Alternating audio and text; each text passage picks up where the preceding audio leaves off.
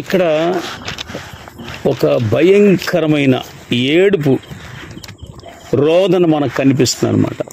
చూడండి, మొర్దెకై అనే వ్యక్తి శోకముతో రోదన చేశాడనమాట. అతడు గోనె పట్ట కట్టుకున్నాడు. అతడు రాజుద్యోగి అనమాట.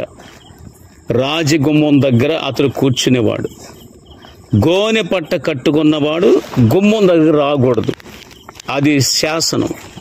కానీ అతని బాధకు తట్టుకోలేక గోనె పట్ట మీద వేసుకొని పట్టణపు వీధిలో పెద్దగా ఏడ్చి అదే గోనె పట్టతో రాజగుమ్మం దగ్గరకు వచ్చేసాడు.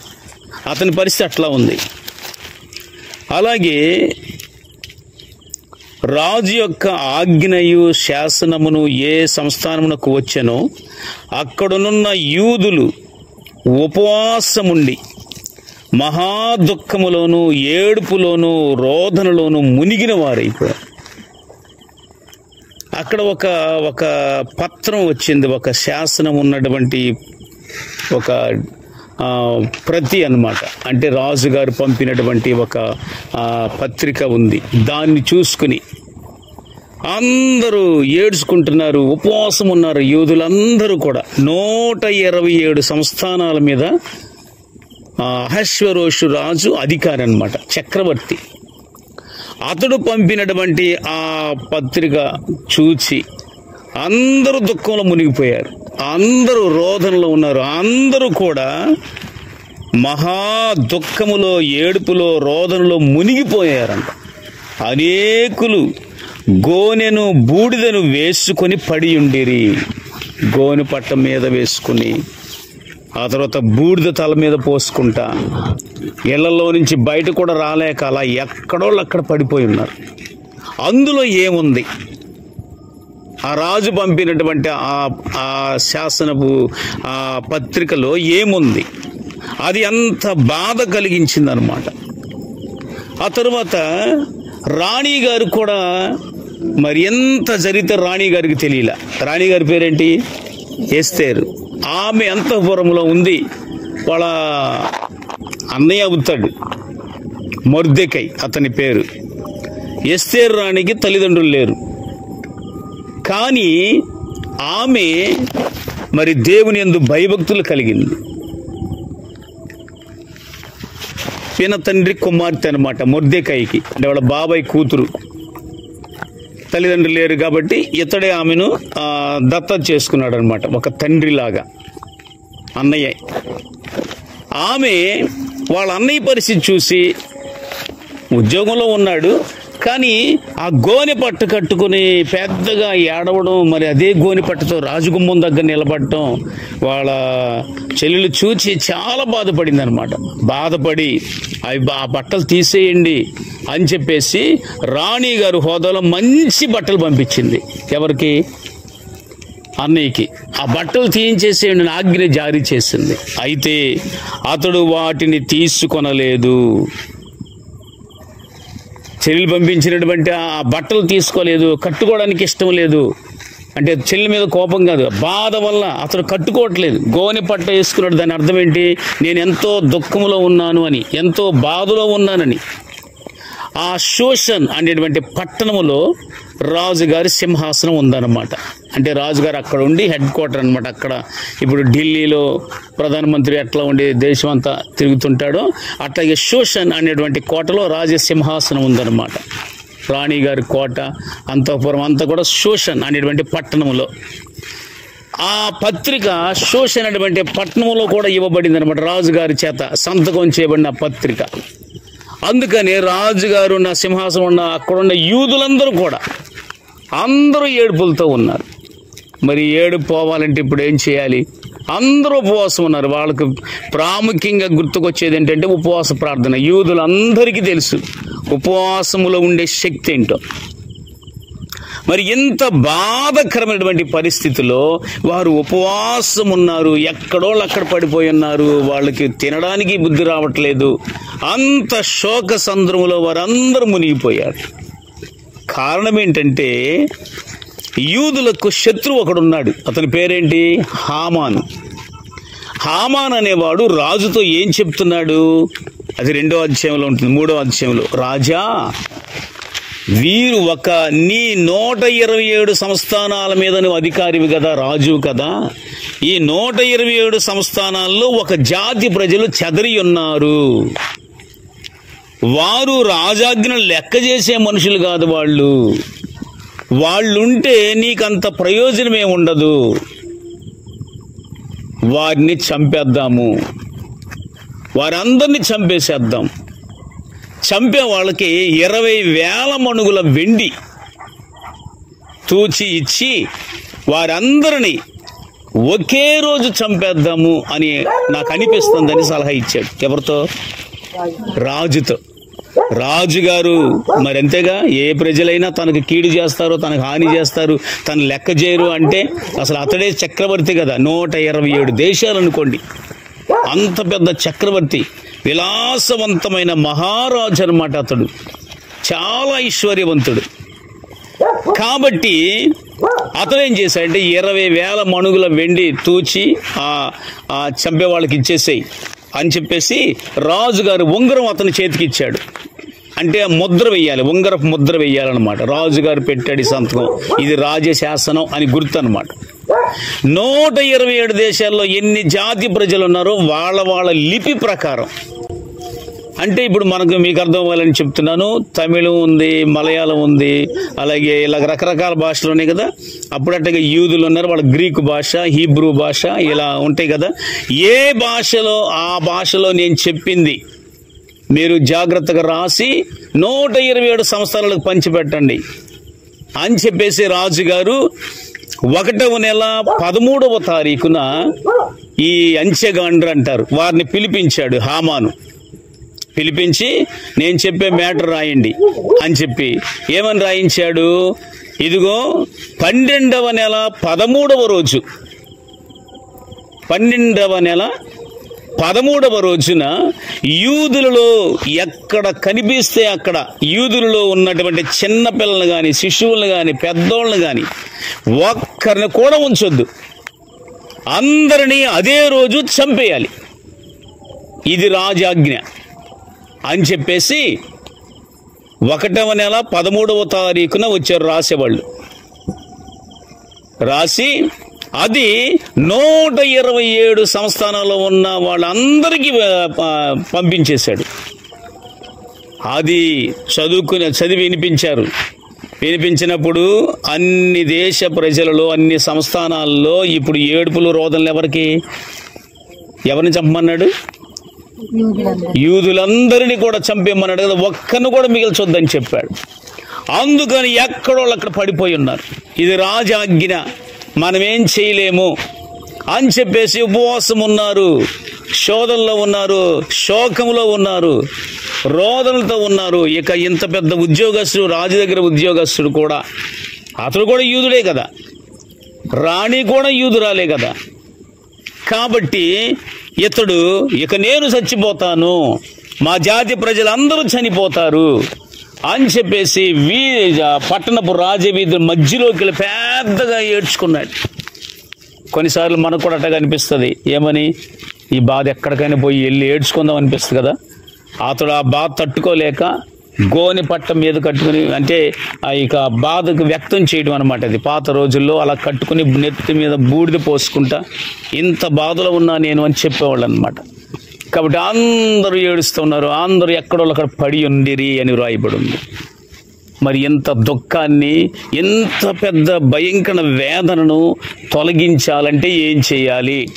ఈ మొర్దెకైకి ఆ బట్టలు ఇచ్చి పంపించింది కదా వాళ్ళ చెల్లెలు, వెంటనే వద్దన్నాడు కదా, వద్దంటే వాళ్ళు తీసుకెళ్ళిపోయిన తర్వాత ఏం జరిగిందని మళ్ళీ పంపించింది. హతాకు అనేటువంటి ఒక వ్యక్తిని, రాజుగారు తనకు సహకరించడానికి, సహాయం చేయడానికి నియమించిన ఒక వ్యక్తి పేరు హతాకు, అతన్ని పంపించింది. ఏంటి మా నీకేం జరిగింది, ఈ విషయం ఏంటి అని చెప్తే అప్పుడు విషయం అంతా చెప్పాడు. హామాన్ అనేవాడు 20,000 మణుగుల వెండి తూచి హత్య చేసే వాళ్ళకి ఇచ్చాడు.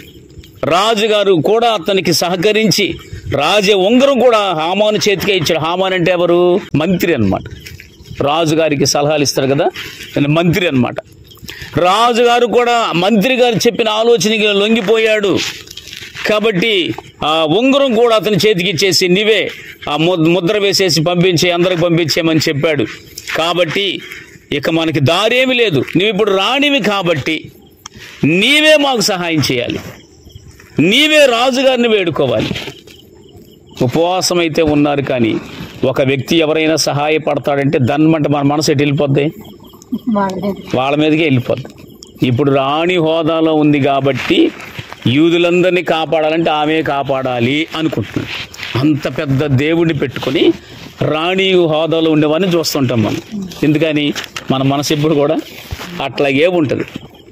ఉపవాసం ఉన్నారు మరి అందరూ, వాళ్ళు దేవునికే మొరపెట్టుకుంటున్నారు, కానీ ఎవరు కాపాడుతారు? ఎవరు మన బట్టి రాజుతో ఎవరు మాట్లాడతారు? ఏంటి ఇంత అన్యాయం, మేమేం చేసామని మా మీద ఇంత పెద్ద కుట్ర చేశారు మీరు అడగడానికి లేదు. ఇప్పుడు ఎవరికి వాళ్ళే ఉపవాసం ఉంటున్నారు. ఎక్కడోళ్ళు అక్కడ పడి ఉన్నారంటే పాపం ఎంత దుఃఖంలో ఉన్నారు చూడండి. డేట్ కూడా ఫిక్స్ అయిపోయింది. ఏ డేట్ అది? 12వ నెల 13వ రోజు అని చెప్పేసి రాజశాస్త్రం కూడా ఉంగరం ముద్ర కూడా ఉంది. ఇక అప్పుడు ఏడ్చుకుంటున్నారు. మీ జీవితాల్లో కూడా మరి ఇంత శ్రమ, ఒకవేళ వాళ్ళకి ఎంత కష్టం వచ్చిందో అంతకంటే ఇంకా ఎక్కువ శ్రమే మనకు రావచ్చు. మీరు కూడా వాళ్ళకిలాగా మనం కూడా ఉపవాసం ఉండి రోధిస్తుండొచ్చు, కానీ మన మనసు సర్వశక్తి గల దేవుని మీద కాకుండా ఇంకా ఎవరైనా మనకు సహాయం చేసేవాళ్ళు ఉంటే వాళ్ళ మీదకే వెళ్ళిపోతూ ఉంటుంది. తప్పకుండా దేవుడు ఈ విధంగా చేస్తుంటే ఆమె చేతులు ఎత్తేసింది. ఎవరు? రాణి గారు. ఏమంది? అన్నయ్య, నేను రాజు దగ్గరికి వెళ్ళి 1 నెల రోజులు అవుతుంది. మాదియా పారసీక రాజుల యొక్క సంగతి ఏంటంటే రాజుగారు సెలవు లేకుండా రాణి కూడా లోపలికి రాకూడదు, వచ్చిందంటే ఉరి తీసేస్తారు. పరిస్థితి అట్లా ఉంది. రాజు నన్ను ఇంకా పిలవలేదు, 30 రోజులైంది. వెళ్ళానంటే, చెప్పకుండా వెళ్ళిపోయినంటే వెంటనే నన్ను ఉరి తీసేస్తారు అని కబురు చేసి, అప్పుడు మరలా ఈయనేమని కబురు చేశాడు? నువ్వు రాణివి కాబట్టి తప్పించుకుంటాననుకుంటున్నావేమో. ఎవరంటున్నారు? వాళ్ళ అన్నయ్య. రాణిని కదా, నాకేం కాదులే, యూదులు చస్తే చచ్చారని నువ్వు అనుకుంటున్నావేమో. నీవు సహాయం చేయకపోతే వేరొక దిక్కు నుండి మాకు సహాయం వస్తుంది అంటే అప్పుడు అంటున్నాడు బాగానే. ఏమని? ఇక వేరే దిక్కు అంటే ఎవరున్నారు? దేవుడే ఉన్నాడు. ఇక వేరే దిక్కు అంటే యూదులకు బాధ వచ్చింది, శ్రమ వచ్చింది, కష్టం వచ్చింది, కానీ వారు దేవుని యందు విశ్వాసంతో ఉన్నారనమాట. ఉపవాసం ఉండి ప్రార్థన చేస్తున్నారు. ఉపవాస ప్రార్థన శక్తి ఎరిగి ఉంటే నిజంగా దేవుని బిడ్డలు ఈ రోజుల్లో కూడా ఉపవాస ప్రార్థన అంటే ఎంతగానో వేగరమే పరిగెత్తుకొని వస్తారనమాట. ఎంతో శక్తి. ఈ అంచె దినాల్లో ఉపవాస ప్రార్థనలు లేవు, ప్రజలకి లేవు. కాబట్టి ఆ ప్రార్థనలు, విజ్ఞాపనలు, ఉపవాస ప్రార్థనలు ఉన్నప్పుడు దేవుడు గొప్ప కార్యం చేస్తాడు. ఇప్పుడు రాణి మరలా కబురు చేసింది. సరే ఇట్లా అంటున్నాడు. ఏమని బెదిరించాడు? ఏమన్నాడు? నీ ఇష్టం, నువ్వు కానీ సహాయం చేయకపోతే మాకు దిక్కు వేరే చోట నుంచి మాకు సహాయం వస్తుంది, నీవు నీ రాజ్యం నశించిపోద్ది అని చెప్పేసి వాళ్ళ అన్నయ్య గట్టిగా మాట్లాడాడు. అప్పుడు ఆ మరలా కబురు చేసింది. ఏమనంటే, సరే నేను నశించిపోతా. ఏమంటుంది? నేను నశించిపోతా, నన్ను బట్టి ఊరు తీసేస్తారు, ఏం కాదు, నేను చచ్చిపోయాను, నా ప్రజల కోసం నేను వెళ్ళాలి అనుకుందాం కూడా. నా ప్రజల కోసం నేను వెళ్ళాలి. అయితే రాజు ముందు నిలబడే కంటే ముందు నేను దేవుని ముందు నిలబడాలి. ఎక్కడ నిలబడాలి? దేవుని ముందు నిలబడతా. నేను 3 రోజులు ఉపవాసం ఉంటా. నేను అన్నయ్య, నీవు కూడా ఏం చేస్తావంటే కనబడిన యూదులందరినీ కూడా ఉపవాసం ఉండమని చెప్పు. 3 రోజులు ఉపవాసం. ఎన్ని రోజులు చెప్పండి? 3 రోజులు. ఈ ఎస్తేరు గ్రంథములో దేవుడు అనే మాట లేదు, గ్రంథం మొత్తంలో కూడా.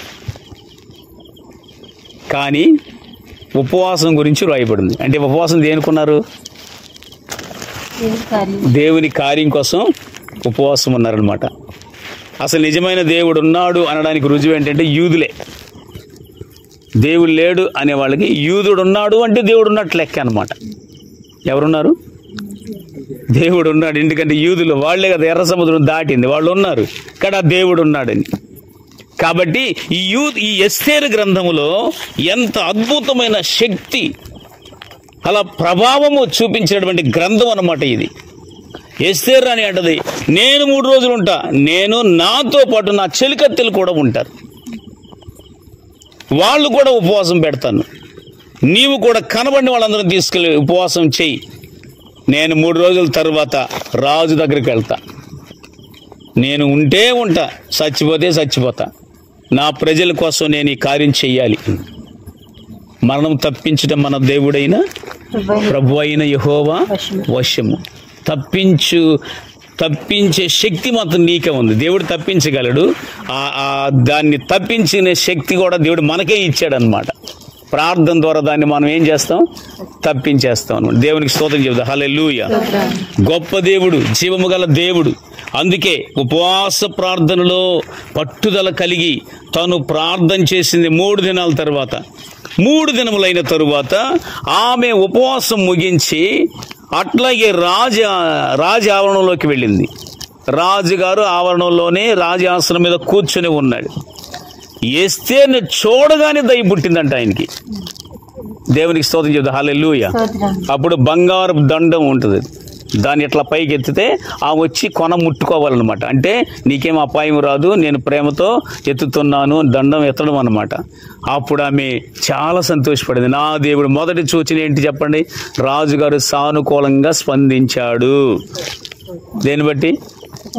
ఉపవాస ప్రార్థన బట్టి. నేను మొదటిది చెప్తున్నా, నేను ఈరోజు సగమే చెప్తాను. ఎందుకంటే దేవుని యొక్క బిడ్డలు ఆయన సన్నిధిలో ఉపవాస ప్రార్థన చేసినప్పుడు వాళ్ళ పరిస్థితి ఏంటి? గోనె పట్ట కట్టుకుని ఎక్కడో అక్కడ పడిపోయి ఉన్నారు. వీళ్ళు ఉండేదేమో శోషణ కోటలో, పట్టణంలో. మిగతా 127 సంస్థానాల్లో అన్ని యూదులు ఉన్నారు, వాళ్ళు ఉపవాసం ఉంటున్నారు. కాబట్టి ఎక్కడో ఉపవాస ప్రార్థన పొగలాగా వెళ్ళిపోతుంది అనమాట దేవునికి. ఎస్తేరాని కూడా ఉపవాసం ఉంది, అందరూ ఉపవాసం ఉండి ప్రార్థన చేశారు. మొదటి సూచన ఏంటంటే రాజుగారు దండం ఎత్తడమే. ఎందుకని? రాజుగారు పిలవకుండా ఎవరు వెళ్ళారు? రాణి వెళ్ళింది. అది మొదటి అద్భుతమైన సూచన. అంటే చట్టం అక్కడే మారిపోయింది అనమాట. పిలవకుండా వెళ్ళలేదు అని ముందే చెప్పింది కదా. పిలవకుండా వెళితే నా పని అయిపోయినట్టే, ఇక్కడ ధర్మం కాదు, ఇది శాసనం అని చెప్పింది. కాబట్టి మొదటి శాసనం అక్కడ రద్దు అయిపోయింది అనమాట ఉపవాస ప్రార్థన వల్ల. కాబట్టి ఏమన్నాడు తెలుసా? రాణి నీకేం కావాలి అంటున్నాడు. రాజ్యంలో సగమైనా నీకు ఇచ్చేస్తాను అని చెప్పాడు. 5వ అధ్యాయంలో 3వ వచనంలో, రాణి అయిన ఎస్తేరు నీకేమి కావలెను, నీ మనవి ఏమిటి, రాజ్యములో సగం మట్టుకు నీకు అనుగ్రహించదని. ఏమి లేదయ్యా, ఒకడు శత్రువుడు దెబ్బకి చంపేయాలని నేను కోరుకోవాలని వెంటనే చాలా తెలివిగలదనమాట. ఎవరు? ఎస్తేరు ప్రార్థన చేసిందనమాట. కాబట్టి ఆలోచన ఇచ్చింది, ఎలా వెళ్ళాలి, ఈ సమస్య ఎలా పరిష్కారం అవుతుంది. దానికి దేవుడు జ్ఞానం ఇవ్వాలంటే ఉపవాస ప్రార్థనలు ఏకదమ్మున దూకేస్తుంటారు కొంతమంది. ఆ తర్వాత చాలా సమస్యలు వస్తాయి. కాబట్టి ఈమెమందంటే, మహారాజా మీరు మంత్రి గారు ఉన్నారు కదా హామాను, మీరిద్దరు నేను రేపు ఆ ద్రాక్షారసపు విందు ఇస్తాను, మీరు దానికి రావాలి అని కోరుకుంది. ఏమింత చిన్న కోరిక కోరింది అనుకుని ఉండొచ్చు. ఎవరు? రాజుగారు.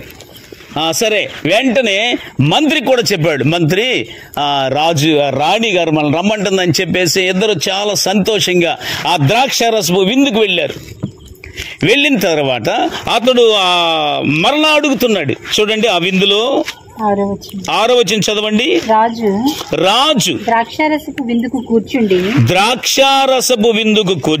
ఎస్తేరును చూచి నీ కోరిక ఏమిటి, అది నీకు అనుగ్రహింపబడును, నీ మనవి ఏమిటి, అది రాజ్యములో సగం మట్టుకైనను చేయబడునని చెప్పగా ఎస్తేరు ఎలాగు ప్రత్యుత్తరం ఇచ్చెను, రాజువైన తమ దృష్టికి నా ఎడల దయ కలిగి నా మనవి చెప్పునను నా కోరిక చెప్పునను జరిగించుట రాజవైన తమకు అనుకూలమైతే రాజవైన తామును హామానును మీ నిమిత్తము నేను చేయింపబో విందుకు రావలెను. రేపటి దినమున విందు భోజనం అన్నమాట. ఇప్పుడు ద్రాక్షారసపు విందు అన్నమాట. నా కోరిక అదే, నా మనవి అదే అని చెప్పింది. రేపు నేను విందు చేస్తాను, మీరిద్దరే రావాలని చెప్పింది అనమాట. అంతవరకు జరిగింది కదా. రాజుగారు దానికి ఒప్పుకున్నాడు, ఈ మంత్రి గారు కూడా దానికి ఒప్పుకున్నాడు. ఇంటికి వెళ్ళిపోయి గొప్పలు చెప్పుకుంటున్నాడు. ఎవరు? మంత్రి గొప్పలు చెప్పుకుంటున్నాడు. ఏమని? రాణి అంతటామే నన్ను రమ్మంది, రాజుగారితో కలిసి నన్ను కూడా విందుకు రమ్మంది, గొప్పగా చెప్పుకుంటున్నాడు. రాజుగారు కూడా అధికారులు అందరికంటే నన్నే పెద్దగా హెచ్చించాడు, నేను ఎంత ఇష్టం రాజుగారికి అని చెప్తున్నాడు. కానీ లోపల ఒక బాధ ఉంది అతనికి. అదంతా చెప్పుకుంటున్నాడు. కానీ ఈ గుమ్మం దగ్గర ఉన్నాడే, వాడిని చూస్తే నాకు మండుతుంది అంటున్నాడు. వాడు నేను వస్తే నమస్కారం చేయడు, నేను వస్తే వాడు నాకు సాగిలపడు. అందరూ సాగిలపడతారు. మంత్రి గారు వస్తానని చెప్పి అందరూ సాష్టాంగపడి నమస్కారం చేస్తుంటే అతడు మాత్రం నాకు లోపట్టలేదు, అదొక్కటే నాకు బాధగా ఉంది అంటున్నాడు. రాణిగారు నన్ను గౌరవిస్తుంది, రాజుగారు నన్ను గౌరవించాడు, నేను చాలా పెద్ద హోదాలో ఉన్నాను, కానీ నేను ఎక్కడికి వెళ్ళినా వాడే నాకు ఎట్లా కాలులో చెప్పులో ముళ్ళులాగా కనపడుతుంది. ఎక్కడికి వెళ్ళి ఏదైనా పెద్దగా కూర్చున్నాడు, కానీ దాని మంట ఆ గుమ్మం దగ్గర ఉండేవాడు నన్ను గౌరవించట్లేదే. ఎంతమంది గౌరవిస్తున్నారు? యూదుల్లో ఒక లక్షణం ఏంటంటే ఏ మనిషికి సాష్టాంగ పడరు అనమాట, దేవునికి తప్ప. నువ్వెంత పెద్ద హోదాలు ఉంటే నాకెందుకని ఆయనేమో గుమ్మం దగ్గర అది డోర్ తీసే, అది తలుపు తీసి వేయటం ఆ పని అనమాట. గేట్ కీపర్ అనుకోండి, ఇతనేమో మంత్రి,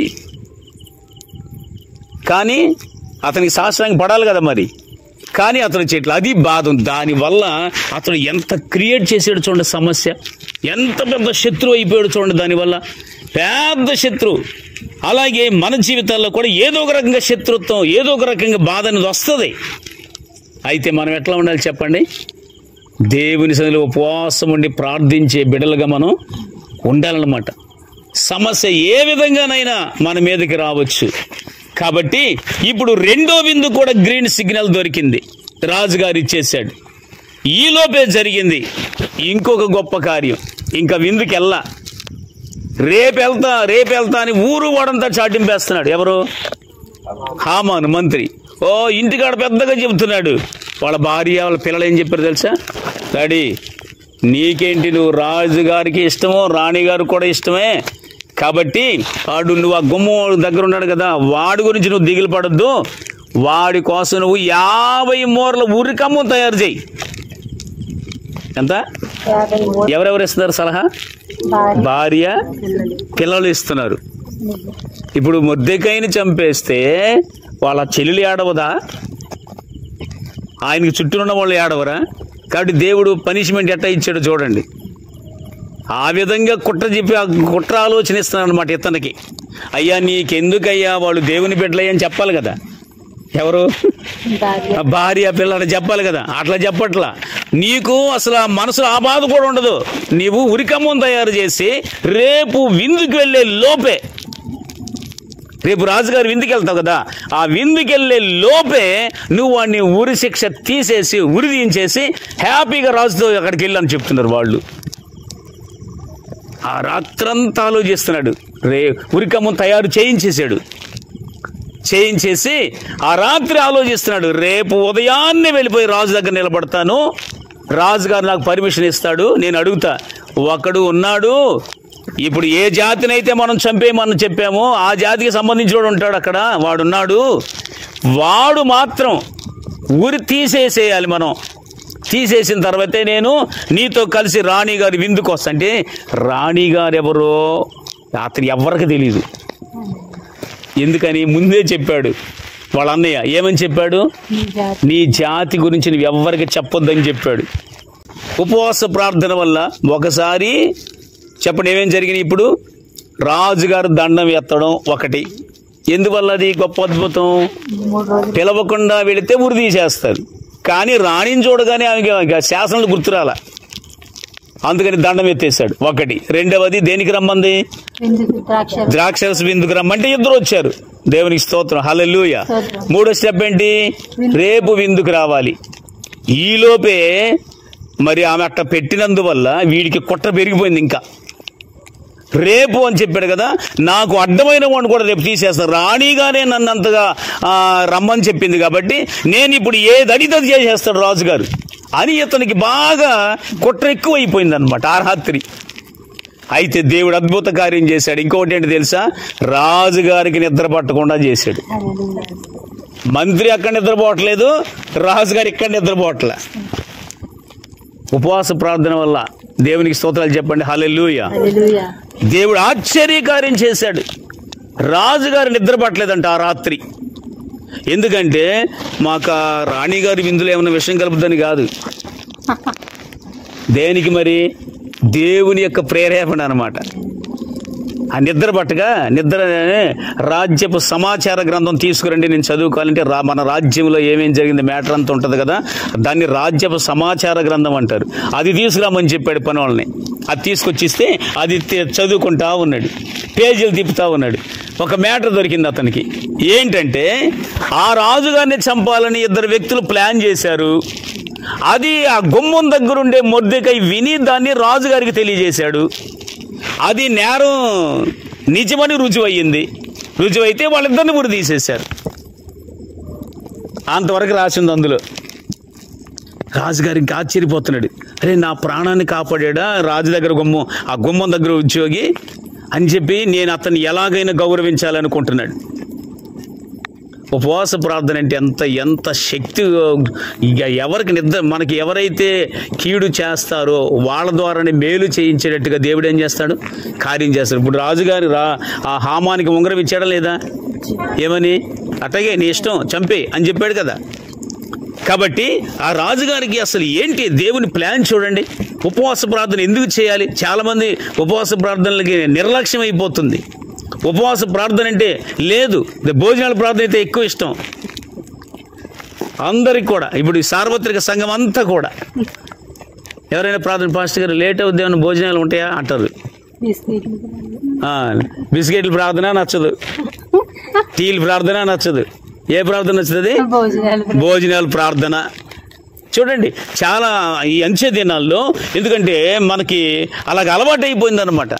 కానీ ఆ రోజుల్లో యూదులు ఎంత గొప్ప ప్రార్థన విశ్వాసంతో వారు ప్రార్థించారు.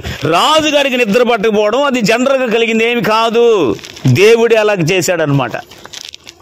ఎందుకంటే అదే మనిషిని ఉరి తీయాలని అతనికి నిద్ర పట్టట్లే. అక్కడ ఆ పనుల మీద పనులు చేస్తున్నాడు. అక్కడ ఉరికమ్మం కోసం రాత్రంతా తన 10 మంది పిల్లల్ని పెట్టుకుని పని వాళ్ళని పెట్టుకుని మొత్తం ఉరికమ్మం తయారు చేసేసాడు.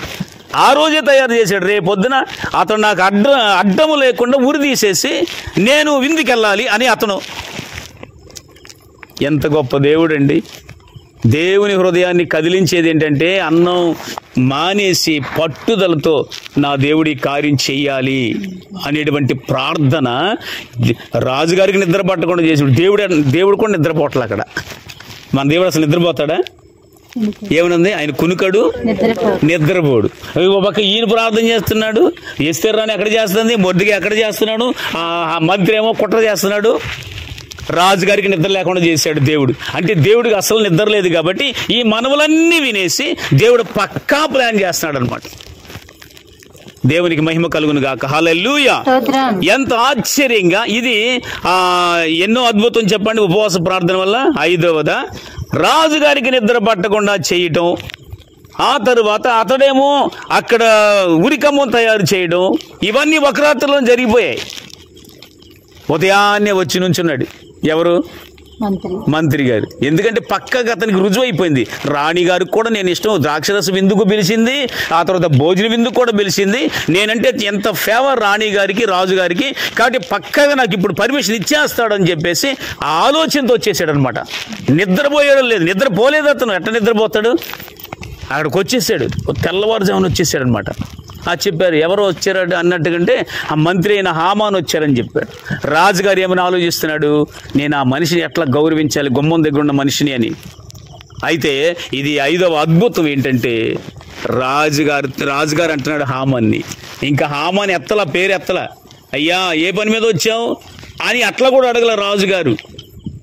నేను ఒక మనిషిని హెచ్చించాలనుకుంటున్నాను, ఎలా చేస్తే బాగుంటుందని అడిగేశాడు అంతే.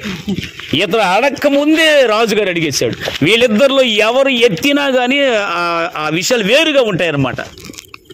ముందు హామాను కానీ మహారాజా నేను ఒక పని మీద వచ్చాను అన్నాడు అనుకోండి. ఏంటి అంటే నిన్న మనం తాకీదులు పంపించేసాం కదా అన్ని చోట్లకి, ఆ జాతికి సంబంధించిన ఒకడు ఉన్నాడు, వాడిని ఉరి తీసేయాలంటే కనుక పరిస్థితి ఎట్లా ఉండేదో మనకు తెలియదు. అతడు అది అడక్క ముందే రాజుగారే చెప్పేశాడు. ఏమని? నేను ఒక మనిషిని హెచ్చించాలి, ఎలా హెచ్చిస్తే బాగుండు అనగానే ఆ ఉచ్చులోనే పడిపోయాడు ఇతను. ఎవరు? మంత్రి. ఏమని పడంటే ఇతను అనుకోండి నన్ను తప్ప ఇంకెవరిని గౌరవిస్తాడు అనే ఉచ్చులో పడిపోయి అంటున్నాడు, మహారాజా మీ రాజు గణపరచాలి అనుకున్న వ్యక్తిని ఏం చెయ్యాలంటే రాజు ధరించుకునే వస్త్రాలు ధరింప చెయ్యాలి, రాజు ఎక్కే గుర్రం మీద అతను ఎక్కించాలి, రాజు తల మీద పెట్టుకునే కిరీటం అతను పెట్టాలి. ఈ మూడు ఒక వ్యక్తి తీసుకొస్తే ఇంకొక అధికారి వచ్చి ఈ మూడు తీసుకెళ్ళి ఆ బట్టలు ఆ వ్యక్తికి ధరింపజేసి, అధికారులు ఒకడంట, ఆ వ్యక్తికి ధరింపజేసి ఆ వ్యక్తిని గుర్రం మీద కూర్చోబెట్టి ఆ వ్యక్తికి కిరీటం పెట్టేసి ఆ రాజు గణపరచాలనుకునే వ్యక్తి ఇలా గౌరవించబడతాడని మొత్తం చాటింపేయాలి అని చెప్పాడు. రాజుగారు ఇదన్నమాట ఏం చెప్పాడు తెలుసా? నువ్వేమైతే చెప్పావో అది నీవే దగ్గరుండి మొర్దెకాయికి చెయ్యి అని చెప్పాడు. ఎక్కడ? గుమ్మం దగ్గర ఉన్నాడే, ఆ గుమ్మం దగ్గర ఉండే వ్యక్తికి నువ్వు అలాగే చెయ్యి, నువ్వు చెప్పిన వాటిలో ఒక్కటి కూడా మిస్ అయ్యొద్దని చెప్పాడు. అసలు ఎంత తారుమారైపోయింది అతని పరిస్థితి, గుండె ఆగిపోయినంత పని అయిపోయింది. ఎంత గొప్ప కార్యం అండి ఉపవాస ప్రార్థన అంటే. నేను ఈ అద్భుతంతోనే ముగిస్తా. రేపు ఇంకొక విషయం మనం తెలుసుకుందాం. ఎస్తేరు గ్రంథం ఎంత అద్భుతమైందో. ఈ మంత్రి అయినటువంటి హామాను ఇక ఏం చేసేది లేక, అయ్యా మొర్దెకాయి గారు రండి అని చెప్పేసి అతని దగ్గరకు పోయి రాజవసం దగ్గరుండి ఎంత గొప్పతనంగా దేవుడు చేసాడో చూడండి. మరి స్నానం చేయించి ఉంటాడు. మరి చెప్పాడు కదా, అయ్యా అధికారులు ఒకటంటే నువ్వే కదా, అందరికంటే అధికారు నువ్వే కాబట్టి, రాజు తర్వాత మంత్రి కాబట్టి నువ్వు పోయి అని చెప్పి స్నానం చేయించి ఉండొచ్చు. ఆయన మొర్దెకాయి ఎంత నవ్వుకుని ఉంటాడు, ప్రభువా నీకు స్తోత్రం, నీకు స్తోత్రం ప్రభువా నీకు స్తోత్రం అనుకుంటూ. వీడే శత్రువు తాకీదులు పంపించాడు, హామాన్ అనేవాడు 20,000 మణుగులు వెండిచ్చాడు, వాడు ఇప్పుడు వచ్చి నా కాళ్ళు పట్టుకుంటున్నాడు, ఇప్పుడు నన్ను రాజవస్త్రాలు ధరింపజేసి చక్కగా నీట్గా తయారు చేసి కిరీటం పెట్టి గుర్రం తీసుకొచ్చి ఈయన గారిని ఎక్కించి దాని మీద ఆయన దాని మీద కూర్చుంటే ఈయన కింద ఉన్నాడు అనమాట. కింద ఉండి ఇదిగో రాజుగారు గణపరచాలనుకునే వ్యక్తి ఇలాగే గౌరవించబడతాడు అని చెప్పేసి వీధులన్నీ తిప్పేసి రాజు గుమ్మం దగ్గర తీసుకొచ్చాడు. మళ్ళా ఆయన దిగిన తర్వాత అసలు మొర్దెకాయి ముఖాన్ని చూడలేకపోయాడు. మొర్దెకాయి చూద్దామని దాని తిప్పుని గుడ్డ కప్పుకున్నాడంట. తల మీద ఏం కప్పుకున్నాడు? తల కప్పుకున్నాడు. అంటే ఏంటి? ముఖం ఎవ్వరికి చూపించలేక త్వరగా ఇంటికి పరిగెత్తాడంట.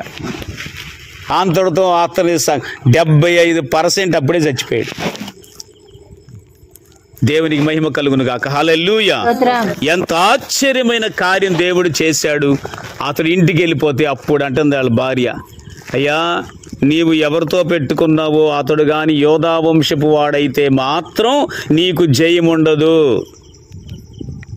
వాళ్ళ దేవుడు నిజమైన దేవుడు, వాళ్ళ దేవుడు సత్యమైన దేవుడు. నీకు అతడు యోధా వంశం వాడైతే డౌట్ వచ్చింది ఆమెకి, ఇతనికి రాలా అంటే అసలు అంటే కోట దగ్గర ఉద్యోగం వచ్చింది కాబట్టి యూదుడు అంటే అప్పుడే అందరూ అసహించుకుంటున్నారన్నమాట. దేవుని పిల్లలు ఎప్పుడైనా అది తప్పదు. దేవుని పిల్లలు ఇప్పుడు ఈరోజు కూడా క్రైస్తవులు అంటే ఏంటి, ఎన్ని జరుగుతున్నాయి కదా. అయినా కానీ దేవుడు ఎంతగా వారిని భద్రపరుస్తున్నాడో చూడండి. మన దేవుడు మన ఎడల గొప్ప కార్యాలు జరిగించి ఉపవాస ప్రార్థనలో ఎంత శక్తి ఉందో మనకు దేవుడు చూపిస్తున్నాడు. అందుకే మీరు కూడా ఆ విధంగా ఉపవాస ప్రార్థన చేసినప్పుడు దేవుడు గొప్ప కార్యాలు చేస్తాడు. దేవునికి స్తోత్రం చెప్తా. హల్లెలూయా. కాబట్టి అతడు త్వరపడి ఇంటికి వెళ్ళిపోయాడు. ఇక మంచం ఎక్కేసి ఉంటాడు. కానీ అతడు ఇంటికి వెళ్ళిన వెంటనే మరుసటి రోజు కూడా కాదు, ఆ రోజే కదా ఉరి తీసేసి విందుకు వెళ్దాం అంటున్నాడు. ఇక ఈలోపు రాజుగారి దగ్గర నుంచి పనోళ్ళు వచ్చారు. అయ్యా హామాను గారు, రాణిగారు రమ్మంటుంది మిమ్మల్ని, రాణిగారు రమ్మంటుందని తొందర పెట్టారంట. ఓ పక్క మాడిపోయిన ముఖం వేసుకుని మళ్ళీ స్నానాలు చేసి మళ్ళీ ఏం జరుగుతుందో ఈరోజు ఎవరి ముఖం చూశానో అనుకుంటుండొచ్చు. ఎవరు? హామాను. ఏందో నా పరిస్థితి అయిపోయింది, ఉరికమ్మ మీద ఎక్కించాలనుకున్న వాడిని గుర్రం మీద ఎక్కించాను నేను అని చెప్పేసి శత్రువు యొక్క తలను చితక్కొట్టేశాడు అనమాట ప్రభు. బైబిల్ గ్రంథం అదే చెబుతుంది. యేసయ్య సాతాను తలను ఏం చేశాడు? చితక్కొట్టేశాడు. ఏ సమస్య అయితే మనల్ని బాధిస్తుందో దాని తల చితికిపోవాలంటే మీరు ఉపవాస ప్రార్థన చెయ్యాలి. కుటుంబం అంతా కలిసి ప్రార్థించాలి. మనకి ఏది శత్రువుగా ఉందో, ఏ రోగం అయితే ఉందో, ఏ సమస్య అయితే ఉందో దానికోసం ప్రార్థన చేయాలి. దేవుడు గొప్ప కార్యాలు చేయునుగాక.